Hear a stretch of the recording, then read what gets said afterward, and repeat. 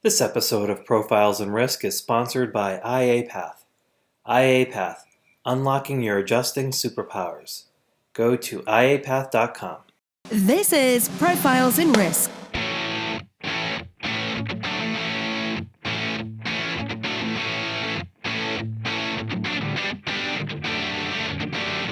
Hosted by Nick Lamparelli. Every week, we interview those who risk life, limb, fortunes, career, and reputation, and those who work behind the scenes who look to protect and enlighten us about risk. You can find the show notes and other insurance-related content at insnerds.com. That's insnerds.com. Now, on to the show.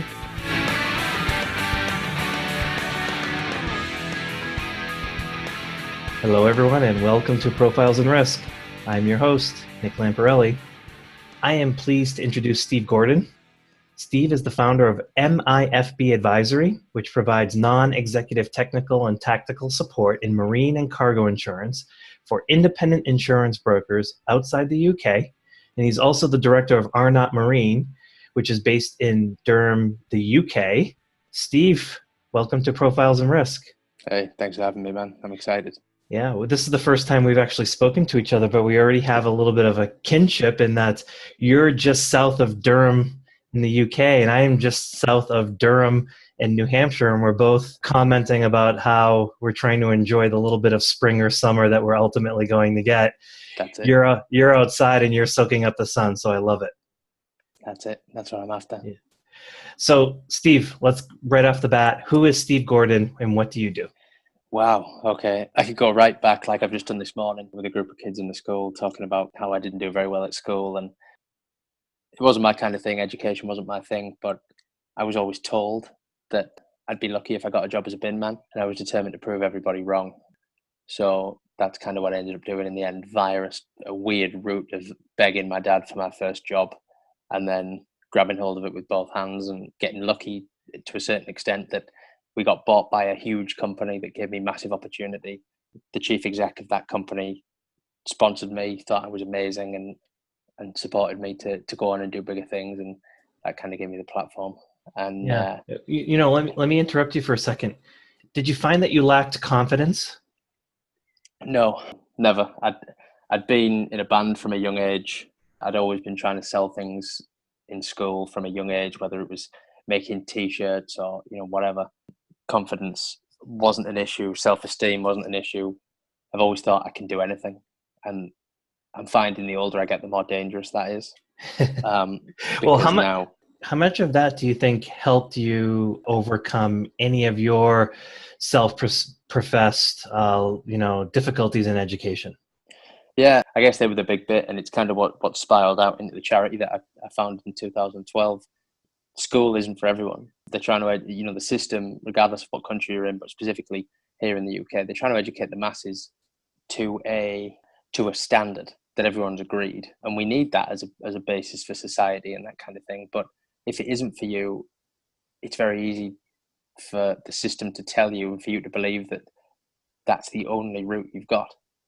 And actually, what I found was that, and I found along my kind of travels, is you might have other skills that you just couldn't use in school or in an educational setting, like mine. I'd built up a lot of people skills. We were touring around in the band around the UK on school nights. On weekends we were all over the place. I was meeting new and interesting and weird and dangerous people all around different parts of the UK. So they were skills I could use when I ultimately ended up in a client-facing role, for example. I think everyone's got skills. You just need to find out what they are, and at least at the outset, stay away from your weaknesses. I'm not someone who thinks that you should be an all-rounder, but I'm also not really into the model that you should avoid your weaknesses and stick to your strengths.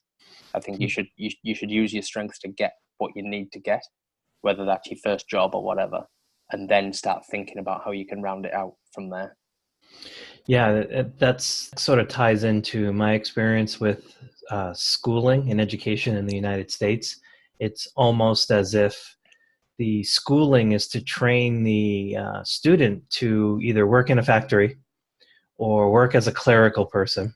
So Yeah. it's base level stuff.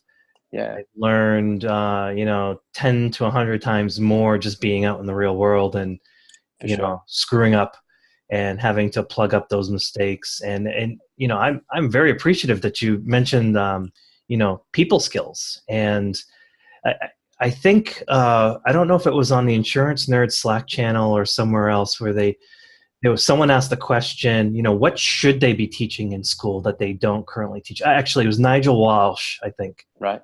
online in LinkedIn. And we don't teach people skills. We don't teach sales. We really don't teach accounting or balancing a checkbook or Paying a how mortgage, changing a yeah, nappy. Yeah. changing a No tire, life. Yeah. changing a plug, Yeah. how to have grit, how to That's it. build your emotional intelligence so that Yep. when you fall down, Self-awareness. you keep getting up. Man, like I know this is supposed to be an insurance podcast. I've spent this morning in an awesome school on charity work. I could talk about education all day in this sense that there's so much that we're not equipping people for. But my belief is, and I've seen it with people that have worked with me before, and especially with a lad that's working with me right now who we're bringing from straight from school from no knowledge, and he's accelerating so quick. He's doing such a good job. He'll be listening to this. So Dan, don't get a big head, but he's doing really well. And I think that there are two elements to training someone, whether that's at school or in a college or a work-based environment, whatever it's going to be. It's part osmosis, part having your ass on fire.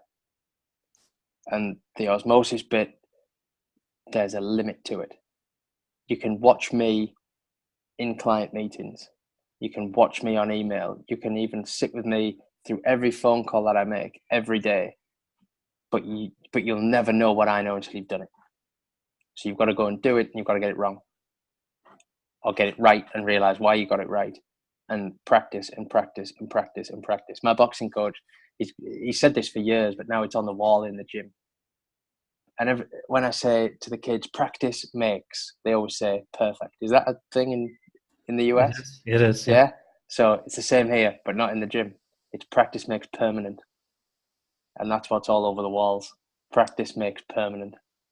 And that's what you've got to do. It's like riding a bike. I don't know when the last time I rode a bike was, but I can get on a bike. Yeah. And I can ride a bike. And really we can do that with insurance to a lot of extents. And I think the school system, and in terms of what we do in an industry, we're just not training people in the right way. We're very frightened from a regulation point of view of people getting things wrong, but at the same time, that's how they're gonna learn. Yeah. And then there's ass on fire. Yeah, well, and that's it. So you've got to be thrown in at the deep end. You've got to be out of your comfort zone. That there's nothing there. For you, if you're going to sit and do the stuff you're really comfortable with, you might be fine. You might make a great living. You might make a career. You might work at the same place for 25 years. But if your ass isn't on fire, you're not progressing, I don't think. And you learn fast when you're on fire. Real fast. Yeah, So and unfortunately, it's not until after the fire is out do you realize how much you've grown. Exactly. In the middle of it, it's uncomfortable. And I think I've recorded so many podcasts now, I think I'm blurring them all. So I don't even know if I had this conversation on a podcast. But, all growth occurs outside your comfort zone. And I look back at my career and, all of the major leaps that I took in my career occurred when I was in the middle of incredible amount of discomfort and wanted to quit. And I think the sign of maturity to me is when you recognize that you need to be uncomfortable and you actually seek it out. Yeah, for sure. I mean, that's like the ultimate. That's like the marathon runner, any kind of athlete that just like in their off season puts their body through incredible strain just to prepare themselves for what's coming up in the season. That's it. Can you read my other phone's home screen from there? I am always doing things I can't do, and that's how I get to do them. Yeah. And right at the bottom, that's Pablo Picasso. Ah. Yeah. And I'm a big believer in that. And that's why I think I've got to do the things that I've got to do in my career. a lot of it's to do with, and at this age, a lot of it is to do with trying to be the best I could possibly be. And I had this kind of mentality where I wanted to be the best of all the people that I could see. Anyone that I saw day to day, I wanted to be better than all of them, because that's the only way I was going to progress. But I've also taken the opportunities, the uncomfortable things, the things that have come up that I've kind of thought, oh, that sounds tough. You know, I could have an easy life here and just continue what I'm doing. Taking this challenge might be a risk. And I just don't think that you can get anywhere, particularly in this industry, in that sense. And I'm not talking about starting businesses. I actually think that the notion of going self-employed as an insurance broker, particularly a traditional retail client-facing insurance broker, it has been massively overhyped. I think it's really, really hard. I don't think you can scale an insurance broker like you could in the 80s anymore. You've got to be prepared for long-term pain if you're going to go on your own. But sometimes you've got to take that jump, especially if you think the way it's going for you at the moment, or the way that the firm you work for are treating you, or customers, or both. Sometimes you have to take a leap and be brave. I tell all the kids, be brave, because you can only fail. The trick is not to fail and lose loads of money. Like, that's it. That's the trick. Look, me and you right now, we could get up, we could go put a business plan together, make it look really, really nice, maybe launch a website. I guarantee we could get at least $1 million of funding for something. I'm sure. Might not even be insurance based. There's money flowing around all over the place, and it's so easy to get it and then to lose it. And that's where the problems come.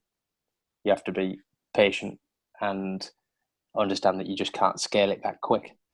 I don't know how you see that in the US, but certainly here, I know of one big broker who they do, double figures, millions in revenue, commission, but they only grew by 9 clients a couple of years ago. Their revenue increased by quite a bit because of operational changes, and their pre-tax profit was up because of the way they spent money was better and they didn't waste it. But they actually got 9 new clients. That's not a lot of clients. So scaling businesses now is different to how you scaled them in the 80s. It's different to how you scaled them in the 90s. Well, let's talk about that, because this is for selfish reasons, because I've just started an MGA. We're a year old in 2 days. Wow! Congratulations. We're writing business. So are you a broker? Is it broker facing MGA? Yes. Yeah, because the definitions, I think, are different on different sides of the channel. So you're a full scale underwriting. Yes. You don't just have a couple of kind of facilities licenses, line slips. You're actually underwriting risks. Correct. Okay. Exactly. So I'm going to pick your brain. I'm going to get some free advice. We do cat, particularly flood. Yeah. How would someone like that try to scale? What kind of advice would you give some no name that came to you and said, I want to try to grow this business? Give us the pros and cons. What can we expect, and what can we do?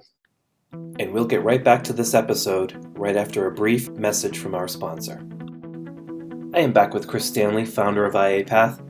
Chris, IAPath can handle individual as well as corporate adjuster trainings. What is a typical class size? Nick, with the technology that exists for hosting classes online, we can hold hundreds of students per class. But at IAPath, we wanted it to be more personable. If we're going to sign off saying a student is competent, then we need to actually get to know the student. And we can't get to know the student if there are hundreds of people per class. That's why we keep our classes to under 20 registered students, and our certified partners are confident that we know the student and that student knows their stuff. Learn to write auto, heavy truck, and other claims types with IAPath's online trainings. Unlock your adjusting superpowers. Go to iapath.com. Exactly. So I'm going to pick your brain. I'm going to get some free advice. We do cat, particularly flood. Yeah. How would someone like that try to scale? What kind of advice would you give some no name that came to you and said, I want to try to grow this business. Give us the pros and cons. What can we expect, and what can we do? Wow, it's high level. If you were asking me to do this on a full consultancy, I'd want all the information, but I'm going to make assumptions based on how I think the market is in that. Bearing in mind I'm marine only, there's probably a load of competitors.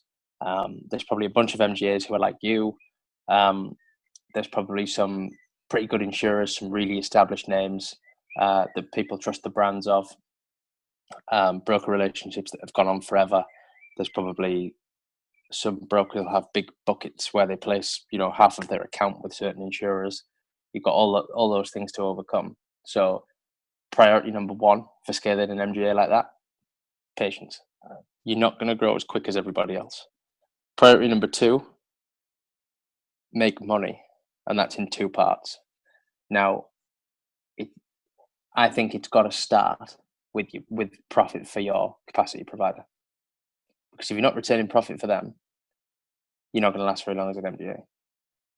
You might get 3 years. And if you've blown a hole in them 2 years running, or 3 years running, or even 1 year, if it's a big enough hole, it's game over. So how valuable are you to them? Take, for example, what we're doing. We're going to be something like 25% of our capacity providers' profit for this year. Last year of account, but it'll happen this year. So we're valuable to them.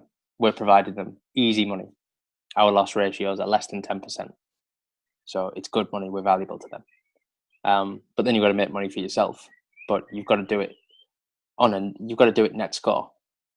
So talking about raising money and that kind of thing, if you go and hire 24 staff to go out and go on the road and develop the business in the way that people have always done it, by driving around and spending loads of money. What's an average salary for an underwriter? I don't know in your market. Oh, well, I'll tell you what, I'll use one of ours. Say you get a good underwriter, you might pay him 40, 50 grand.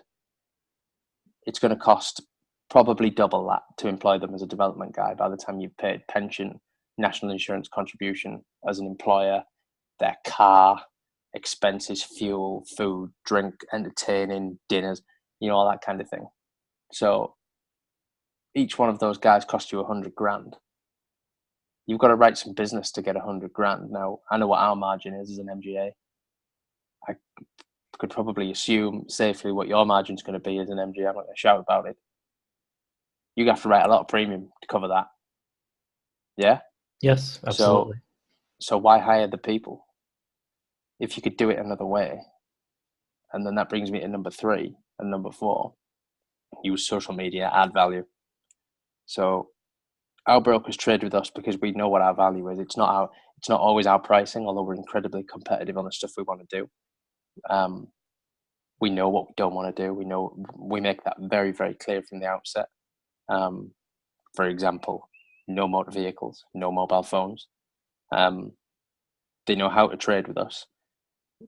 But actually, the bit that makes us special comes after they do business with us. Once they've done business with us, they realize as small and medium-sized brokers, which is who we work with, our service level is way better than the big guys.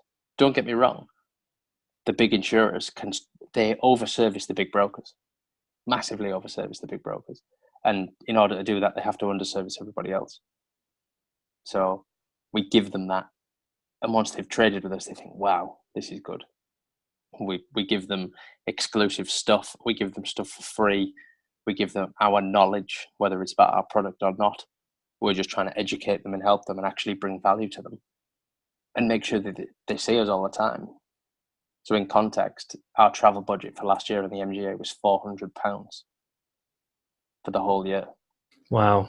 Yeah, we still signed up 70 brokers. So I'm not saying it's a foolproof formula. It's what's worked for our market. Our brokers can go anywhere and get our product. Yeah. They can get it from any insurer. Let's talk about your market, marine and cargo. Did you purposely seek marine and cargo out, or was that more serendipity? No, I begged my dad for my first job, and he ran his own brokerage insuring fishing vessels. So that was it. It was marine. And actually, when I got in, what it was, we were a delegated authority so we were an underwriting agency for hull and machinery for fishing boats, but we could also do cargo and cargo liability as well. Okay. But we weren't doing loads of it. So one of my first kind of jobs was to try and grow the cargo and cargo liability side. So I didn't seek it out. I realized quickly how different it was and how specialist and how niche it is. I didn't really get the dynamics of how it works in our market and worldwide for a year or two after maybe. But I could see the differences. Things like insurable interest. You've only got to have insurable interest at the time of loss when it comes to marine. Whereas I think for property, you've got to have it at the time of inception and the time of loss, right? Correct. So it becomes different there, and that's because of the way trade works. The seller and the buyer, their responsibility is to ensure the goods could change at any time during the voyage. It could change 10 times during the voyage. So it's whoever's got insurable interest at the time of the loss. So that stood out. It was interesting. It was exciting. It was specialist. It tends to be bigger, although not in all circumstances. We do a lot of small fishing boats, for example. We still do that business, but we did some bigger stuff. So it was, I don't know, I guess it was a bit more exciting. And then I realized I could actually be a bit different with it. Everyone else around me was general. And it's something that I talk about now, and I realize that that's where the market's going, is that I don't think clients are actually ever going to need general insurance brokers in the same way anymore. They're going to be more like a conduit. I think the smarter people get, insurance buyers are becoming more sophisticated. I don't think they want to be permanently dealing with a general guy who has to go outside to get advice from someone else. They're either going to choose a specialist or choose a general guy who has a specialist department. The bigger brokers do it. There's big brokers who you might get a broker who does hull and machinery for a big ship owner, but they might not do the P&I, which goes hand in hand. The P&I might probably be done direct by the insurer with the client, because the clients are sophisticated enough to know where the value is and realize that they don't need to pay 20% brokerage to a broker who doesn't add any. And I think that's going on, and it's happening slowly. Aviation, I used to be involved in a case where we did everything for an airline other than the aviation risk, which was done with a specialist because we weren't good enough. We didn't have an aviation team. So I think specialize, but don't be a specialist, I think is my advice to anyone coming out of the general side. Yeah, I like that. You can pigeonhole yourself by saying that you're an aviation guy and then miss tremendous upside on the other lines. But you could tailor yourself into being general with a specialism. So you're awesome at aviation, but you're also pretty good at everything else too. Yeah. What's a typical day like for Steve Gordon at the office? I don't have one. I don't even have an office. I do, actually. We've got an office for the underwriting agency, but I'm not there very often. A typical day for me could be anything. There's the businesses I'm doing, the consulting for brokers, which is a mixture of marine and now social media. I do a lot of social media consulting for brokers and for a couple of insurers as well. There's the MGA, which is up and running. Then we've got the charity. I do a couple of other non-exec positions that aren't public. So they could really be anywhere. I try and stay semi-organized, but it doesn't really work that well. The other thing I've got to balance is I love exercise. So 5 days a week, I'll run a 5K every day, and I'll box still, maybe 14 to 20 boxing rounds a day, and keep in shape. So that's either first thing, or I might do a couple of hours work and then do it. And I like that flexibility. If I didn't have that flexibility, it'd be difficult. Other than that, I guess my main role in the MGA is developing it, making sure we're gaining brokers, making sure we're delivering service, making sure that everything works the way it should do. But we move fast, but we're not fast paced.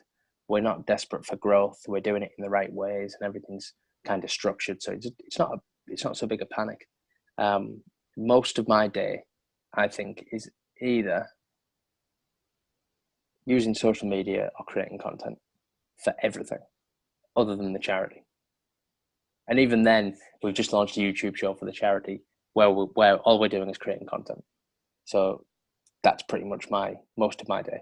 Okay. Engaging with people on social media, communicating. And I just think that that's now the business development person's role. It used to be sending letters or flyers. Then it was cold calling. Then it was networking, which I still think networking is very, very important. People think that I'm talking down every avenue of business development other than social media, but it's wrong. I think face-to-face networking is the game. But if you don't know anyone, or you're building your contact base, or you want to broaden what you've got, start with social media, because there's no other situation in life where you can just go and comment on someone's hair or their post or something ridiculous. You wouldn't walk up to a stranger at a networking event and say, "Nice new building," or maybe you would, and you might be weird, but you can do it on social media, and they'll like it. I don't know if you've seen. There's this guy, and I forgot his name, and I'd love to give him a shout out. He's the guy from Mitchell and Whale Insurance Brokers I think he's in Canada. Hope he's watching. He's been posting pictures of his new office, and yesterday he posted a picture. I'm gonna find the guy's name and give him a full shout out right now. He posted a picture of the beach full of pebbles and the water and the lighthouse right behind his new office. Adam Mitchell, that's his name. Like, he posted that up on LinkedIn yesterday. I shared it because I thought it was amazing. No one else has got an office backyard like that. I can engage with him. He's a total stranger. Doesn't know me from Adam. I'll never probably sell him anything. I'm not trying to create some kind of execution where I can make money. He's posted a picture. I liked it. I can engage with it, and I can do it without a sales kind of vibe around it. So that's really what I'm getting at with social media with everybody. That reminds me of yesterday. It was 90 degrees Fahrenheit here in New England. So I went down to the beach just to go for a walk in the afternoon, clear my head. And I was listening to a podcast about a book called Go Giver, which I'll put on the show notes. Cool. And all I kept thinking about was this gentleman was talking about how you get ahead by giving and constantly giving. And I've been basically thinking about this philosophy of karma, and that if you want to get ahead, what you should be doing is spreading positive karma. Just be a positive person. If you get it, you're likely to get it back. Yeah. But if you don't, that's okay. And you just keep spreading that karma. If you do that, you're probably going to be successful. You're probably going to be happy if you do something like that. And that's kind of like what you're talking about.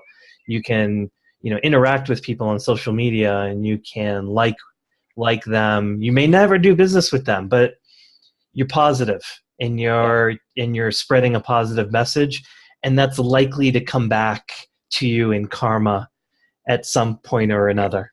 I agree. And it's something I do. If I go to the store and buy something, whoever serves me, I always make sure to tell them, have a nice day. Because you can interact with humans without there having to be some kind of payoff at the end. We're all here. You walk past people every day. And I don't know, I just think just being involved in life and communications, conversations, you can just be involved in things. You don't have to have an ulterior motive. If Adam one day decides, actually, Steve's been commenting on loads of my stuff. I've checked his page out and we need this, and he's got it. I'm going to ring him up and I'm going to tell him I'm going to pay him some money and I want him to come and do some stuff for me. Great. But it's not the reason I'm doing it. I'm doing it to build a network. I'm doing it to be nice. I'm doing it to take part.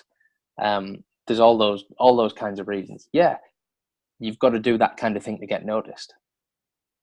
So do I comment on people's posts who I want to sell to? Yeah, sure, I do.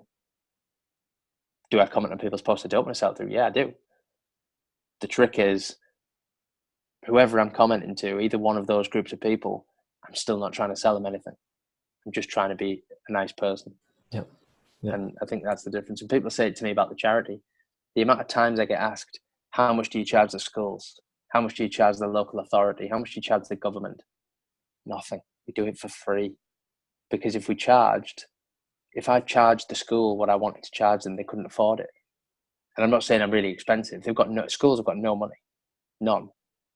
So there's 8 schools that could pay for it. So I can affect 10 people's lives, or I could do it for free, and I could affect 50 people's lives a year from now until forever. I'd rather do that. So I go to schools for free. I take them and visit businesses for free. I create content for them via our new YouTube show for free. And then one day, I hope someone says, I saw you speak at the Inspiring Boys event in 2017, and that changed my life. And I decided I'd go. I didn't want to be a bricklayer. I was only doing it because my uncle Kenny did it. And now I've decided I'm going to be a sports psychologist, and I've got a great job opportunity here, and I'm going to go and work in Dubai. I don't know, I'm just making up a story, but that's what I want. That's way more important to me than anything else. Yeah, that's a fantastic message. We're going to jump into the charity in just a second. First, cool. Your crystal ball. Yeah. Okay. What's going to be different about the line of business, marine and cargo, that you work in the next 5 years? Peer into that crystal ball. What's going to change? What's business going to be like in 5 years? Pricing correction. That's and I'm going to caveat that with something that pisses me off all the time, where people are trying to talk up a hard market.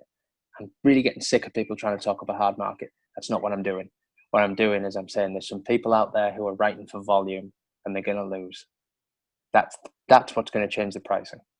We're going to see it in one area in our business here. It's going to be global. It's something that we write. It's a niche area, the subsea equipment space.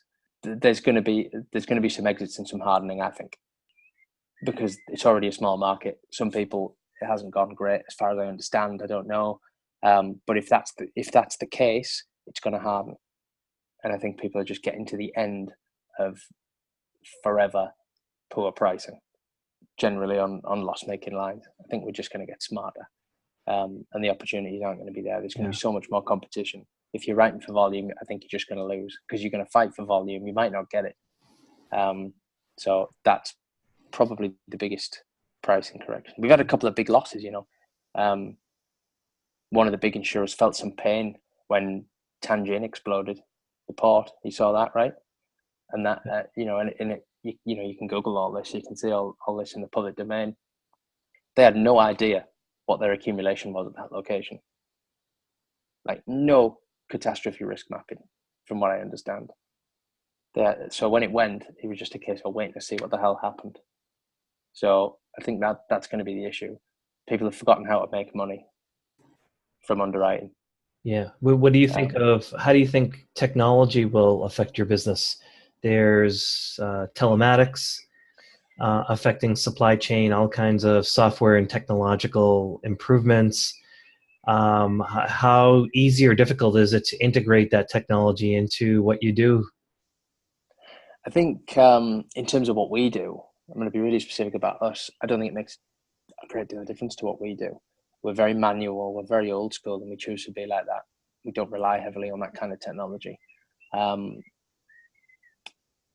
think there's two things. I think insurance-related technology, things like policy production or online quote rating engines and that kind of thing, they have got the potential, and I see some people doing some great work, to be awesome. But at the moment, they're just not quite there. They need more thought, more money, more AI, because they don't think like the human does. And if a human doesn't check it at the other end, there's mistakes and there's potential for E&O. Something from a larger perspective, I think there's going to be more insurers going direct to market and cutting out the brokers. I think if they're paying a broker 30% commission for a specialty line that they could distribute themselves via an online platform, they could take the money, that 30% commission, and keep it to pay the E&O claims if they come up. If the client says, I could have got this cover from somewhere else, but you haven't given me it because your systems do this, they'll just say, okay, here's a settlement. I can see that coming. I think in terms of the stuff that the logistics industry, transport industry can use, I think that can improve risk. But we're still at the stage now where there's a combination. One, I mean, these tracking things, we've seen so many of these tracking devices for cargo that stick to containers, they're covert. Some of them are like the size of a note, like a £5 note or a $10 bill or something. But the problem with them is they're really yet to prove their effectiveness, because we don't get that many losses for them to be effective at scale. And they're all looking to try and use that to get insurance premiums down. The technology designers and builders want to get the insurance premiums down, but they're already cheap. So how much cheaper are they going to get when we factor that in? It's not going to make that much of a difference to the claims, but you want the money off, and it becomes very difficult. I can't think of that many instances where we've had claims where a covert tracking device would have saved the day or helped us recover stolen goods. I just don't. So awesome. I think there's great things to come, but I don't think we're there yet. That's a really interesting point. The same thing with auto, right? In the United States, most auto writers their combined ratios are already in the mid to upper 90s. Yeah. So and you want money off. And so they're already almost losing money, and you want more money off just because we put a tracking device into your car. That's actually a very legitimate point. It doesn't make for proper economics. No, it doesn't. And I'll caveat that there'll be someone somewhere listening to this who is working on or has built something awesome. And I hope to God they prove me wrong. I hope I get a message tomorrow saying, actually, Steve, I think you're wrong. We've built this and it's awesome. And I want to look at everything that everyone's got to offer that way. I think technology is the future. I'm just not sure that anything that's been built so far has real scale in terms of affecting our industry. It might affect it by mistake, collateral damage, but I don't think it's going to, nothing's done it yet. And I want something to. There's something that stands out to me. Risk Genius. Have you seen those guys? Yes. Chris Cheatham. I just talked to him last week. I like that. I like what they're doing. It's something that I've had a lot of involvement in terms of policy checking. One of my responsibilities in a previous job as the specialist for the business, making sure that we're actually delivering the right things for clients. And it's not necessarily about, I understand the value of making sure that exclusions haven't squeaked in between quote and bind, that wordings are the way that you expected them to be and that kind of thing. That's got value. But also from a specialist point of view, what's a standard wording? And is this better or worse, or have we considered it? I've seen there's a policy with a standard stock debris removal limit of £5,000. We had that on 300 policies. Say every time I looked at a policy, I had to point that out. This is too low. This is too, because it's always too low. There's never an instance where it's the right amount, but that was every single time. Something like Risk Genius, that can point that kind of thing out. So I think it has a direct impact on the client, but it's actually tech for the broker. And I think that's where the game is making the broker better through better tech, some investment, better knowledge. Imagine if I could put my knowledge into, say, Risk Genius's machine, and that would give the brokers that use Risk Genius broader marine insurance knowledge without having to employ me as a staff member or a consultant. They can just get it through the Risk Genius model and make sure their policies fit what they need. That's where I think the game's at. Yeah. Yeah. Very, very interesting. And that might have just made me come up with a good idea for a conversation with Chris. I'm sure he's got something cooking like that already. But I just think that's what you can do with the use of technology. You hear that, Chris? You need to come on to Profiles and Risk and explain yourself. We need to talk more about when you post this, I'll tag him. It's been about 1.5 years since we last spoke, and I got a demo of the system. And I'll be honest, and this is the best place to do it on record, I didn't get it at the time. I just didn't get it. And And the more I read, and he's prolific on LinkedIn, and the more I think about it, I think, wow, he's onto it. These guys are onto something here. The possibilities are just enormous, and I got it, but not in the way that I get it now. It's huge. Yeah. Okay, we'll do a dual shout out to Chris. Let's transition to something that's near and dear to your heart. You've brought it up a couple times: charity and education. Yeah. Explain your charity. We work with looked after children, so that's foster kids, and pupils with special educational needs. We don't raise any money. We only raise time from businesses. None of us get paid. There's no expenses. Actually, we're all self-employed apart from one of us who, actually, technically that's wrong. I guess one's retired now, and the other one works for a charity as his day job and gets actually paid for it. All we do is raise time for businesses to help our young people do three things.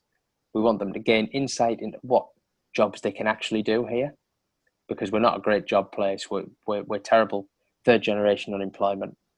You know, the industries that were here have gone and they haven't necessarily been replaced at scale.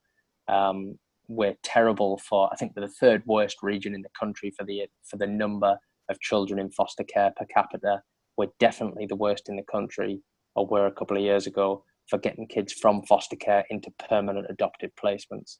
So the opportunities there are terrible. We have very few mid-range jobs. They're either high-end or they're low/no skill jobs. So it's tough. Could be worse, but it's tough. So we want them to see what they can actually go and do. We want them to gain inspiration and aspiration, because having one isn't enough. Inspiration can come from anywhere. Aspiration you have to figure it out. People can give you it, but you have to figure it out for yourself. So that's mega important to us. We want them to learn skills, interview skills, CV skills, how to just speak to an adult, all those kinds of things, be positive. And then we want them to create opportunities for themselves. We don't want to be lobbying to get them jobs. We don't want them to be, selected because of their, looked after or special needs or whatever. We want them to get the job because they're the best for the job, and included in the whole thing, in the whole game. And we're getting there. We're 5 years old. I was 22 when we started, November 2012.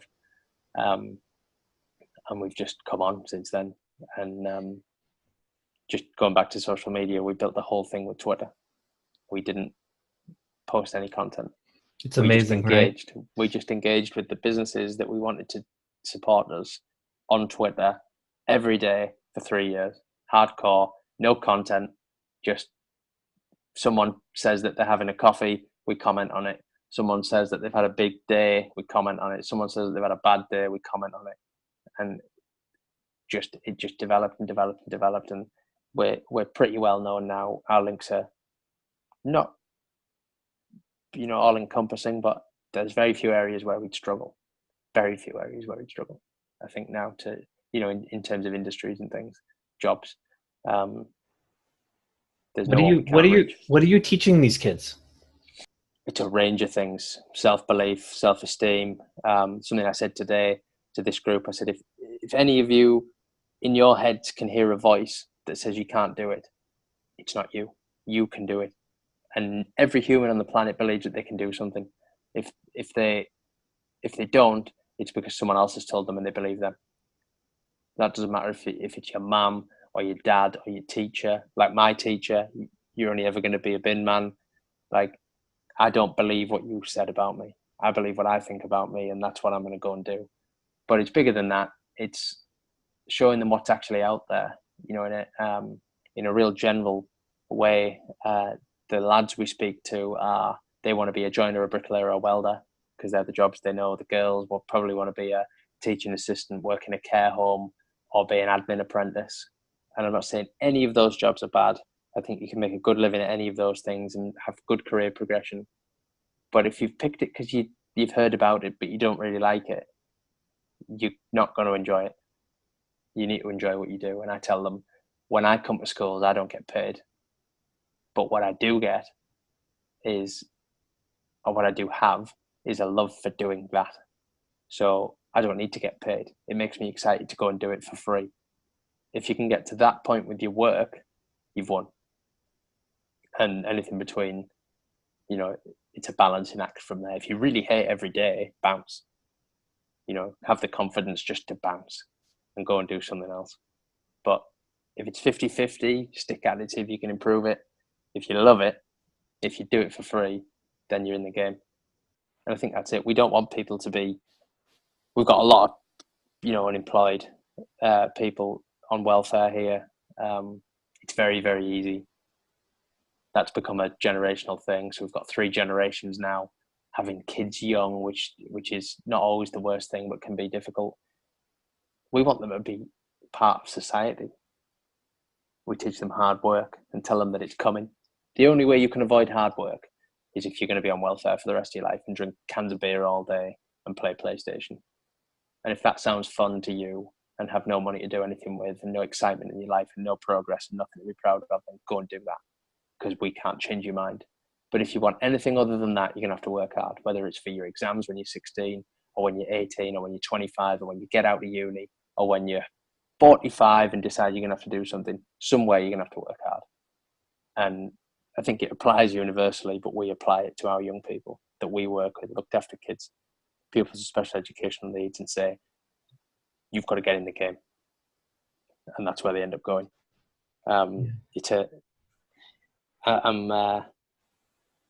We've got looked after kids in the family, and it's huge to me that it's important to me that they never end up on our program, because they shouldn't need to.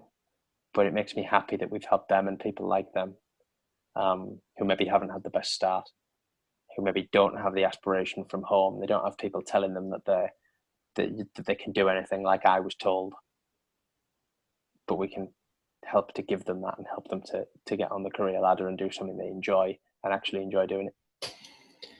That's a great message. One final question before we go to the last part of the podcast is for the charity. How often are you touching? When I mean touching, just either speaking to or meeting with the cohort that you deal with in a given year? Like, how long could you potentially be following these kids through their young lives and adolescence? Wow. Okay. It's a tough one. I certainly do something once a week as a minimum. Some of the special needs people that we work with are in lifelong learning, or they might be or at least a post-19 provision. So we'll encounter them over and over again while we're in school. I can think of one that we worked with right at the outset.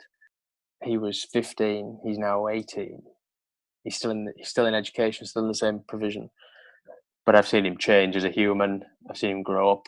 I've seen his behaviour change, his attitude to work change. We got him a work experience placement when he was 15, and he did amazingly. And that's awesome. Similarly, the first group that I spoke to in 2012, the very first group, it's on video somewhere. I've seen them go all the way through and get from, I'm not sure how old they are, maybe 13 then, get right through to work experience age, where they've actually now about to go and get jobs or go on to further education. And these are groups that were told that they might not be able to work, that they might not even be able to do independent travel.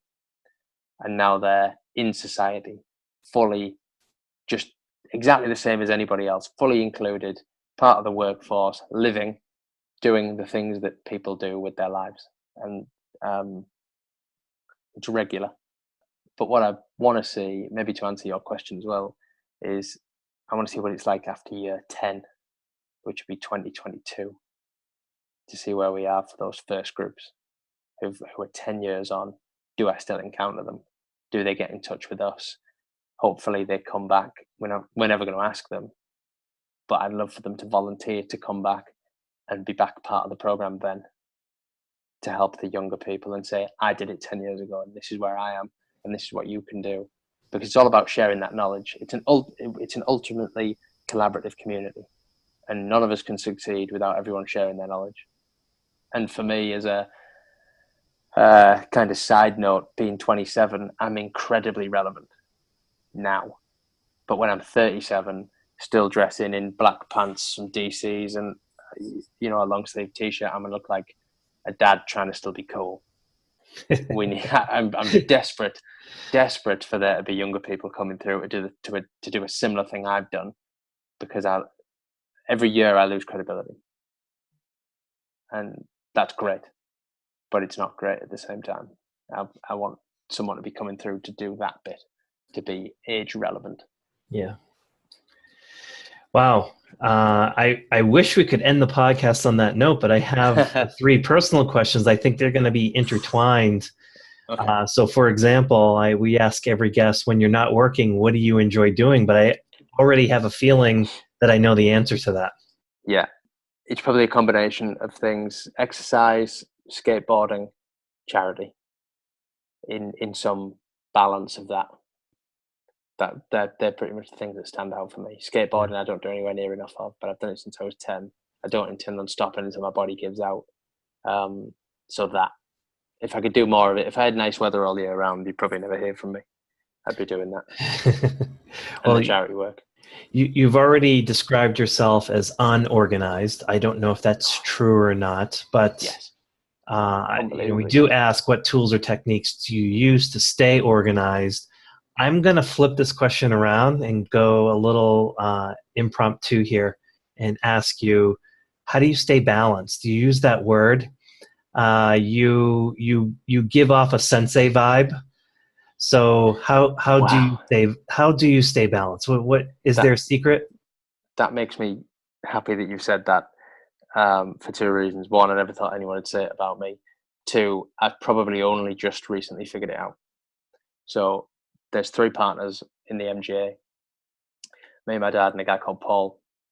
And me and Paul were talking about it the other day, and or at least I got a little bit deep on the subject. And staying balanced is something that has been probably my biggest challenge, to do all of this, keep up with my own aspirations, workload, the expectation of others around me. You know, the things I need to do, the things I don't have to do, the things I want to do.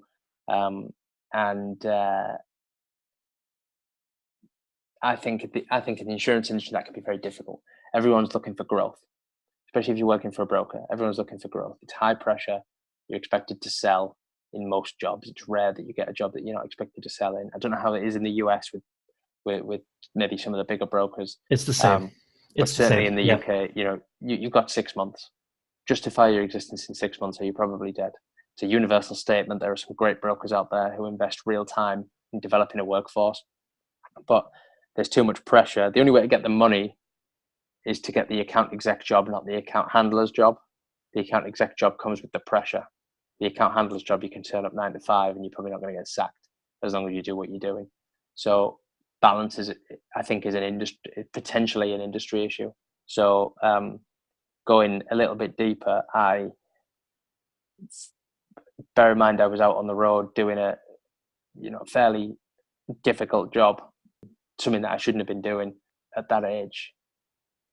I balanced that by partying hard on a night, every night, which then spilled over into starting to party hard during the day. And that was the only way of staying balanced.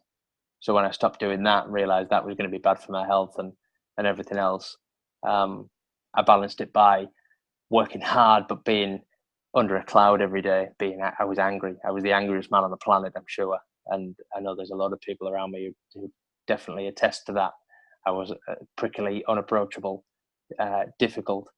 I got the job done, but aggression was the go-to position.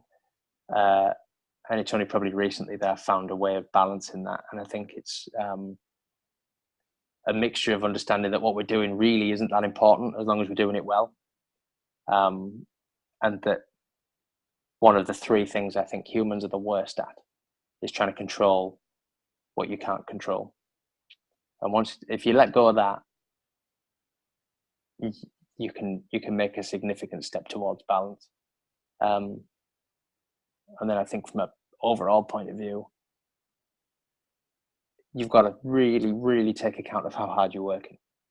Sometimes it feels like you're not, or feels like you can work harder or work at the same pace, but you can burn yourself out. And I'm willing to tell anyone for free, anyone that has a similar problem can phone me and get the same advice and get my 2 cents on it, if it helps them. Burnout isn't physical. You're never physically tired.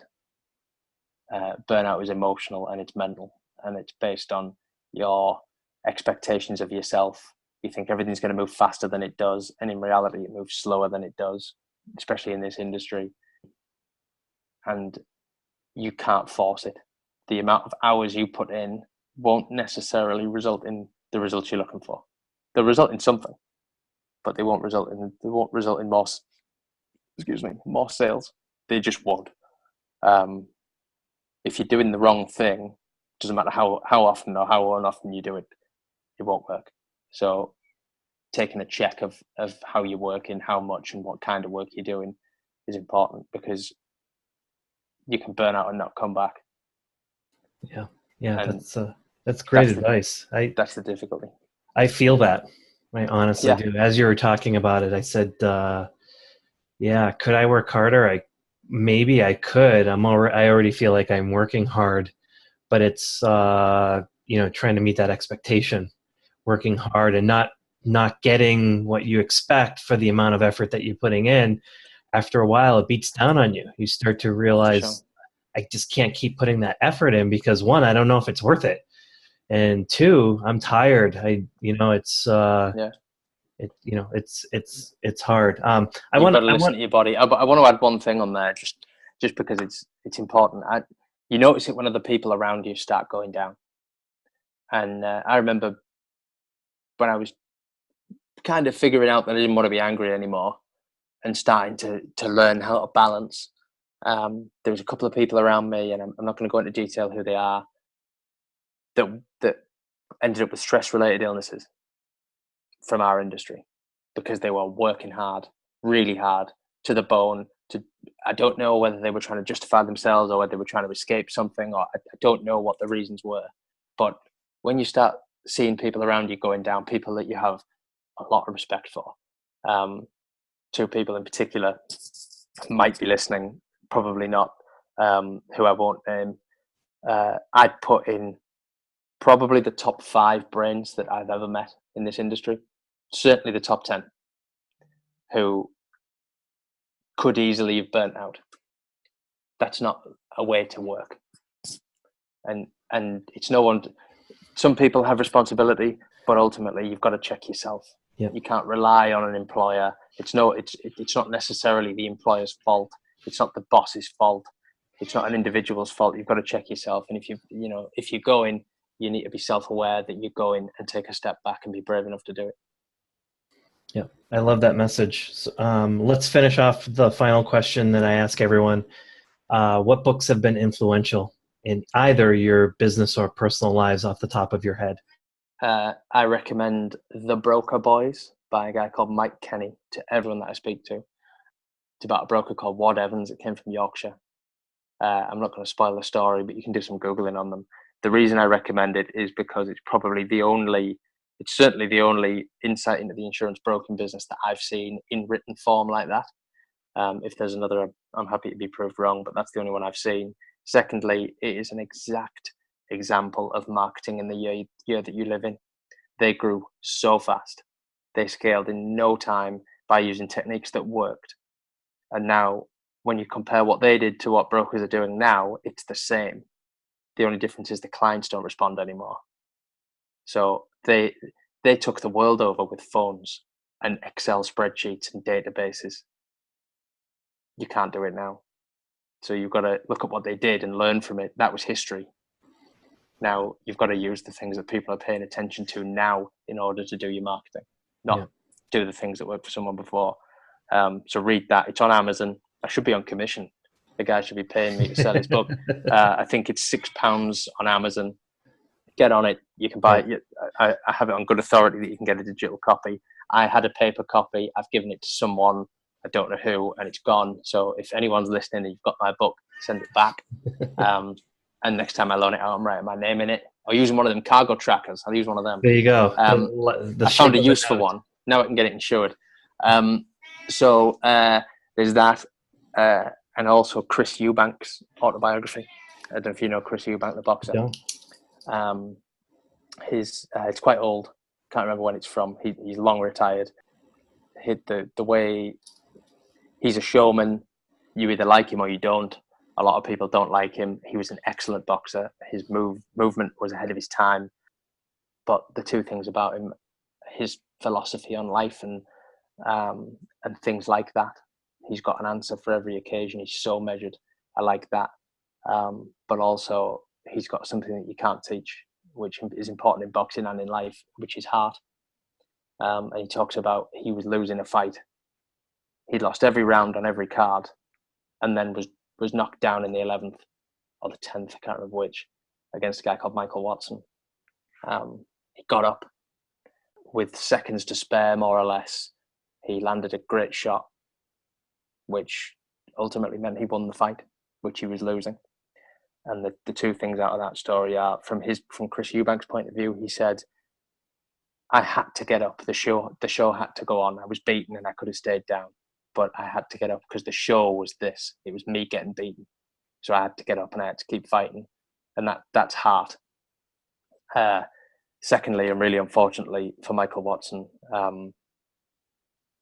he ended up with brain damage from that fight. And that was the end of his career and changed him dramatically as a human being, and how that changed Chris Eubank's career. I don't think he ever knocked anyone out again after that. He kept fighting for quite a while after, but he never knocked anyone out. Or if he did, it was very low, 1 or 2 people max, because he realized the damage he could do to other people and the damage that could potentially be done to him when he was fighting. And seeing that go full circle is amazing. Yeah, thank you for that. I will put both of those on the show notes. So if you're listening, click on the link. Let's see if we can get Steve some commission dollars on. I wish I was on commission. I wish. I just sold about 50 books by now, I'm sure. Steve, fantastic talk. Thank you for spending part of your day. I do get a sensei vibe from you. Thank you. So I appreciate it. This is wonderful. Let's keep in touch and find out how the charity's doing. And it was such a pleasure talking to you. Thanks, you too. It's been great. Thanks for having me on. My guest this week has been Steve Gordon. Thanks, Steve. See ya.